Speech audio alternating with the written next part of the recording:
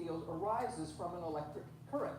So here I have a piece of wire carrying a current I, and current, of course, is moving electric charge.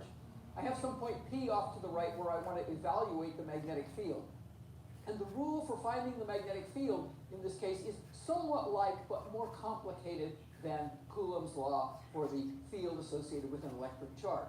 It's called the Biot-Savart law, and it says a very short length of current produces a magnetic field that falls off as 1 over r squared, just like the field of a point charge does the electric field of a point charge.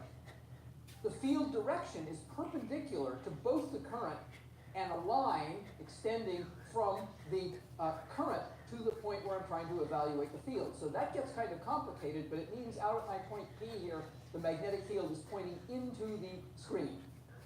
So the field, as you've already seen with magnetism, there's this complicated three-dimensionality to it.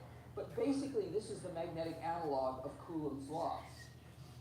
Now, here's the difference. You can't have just a single tiny isolated piece of current. If you did, charge wouldn't be conserved. What you have are complete circuits carrying charge around in a complete circuit. So even though the magnetic field of a tiny little infinitesimal hunk of that current Grease the groove. falls off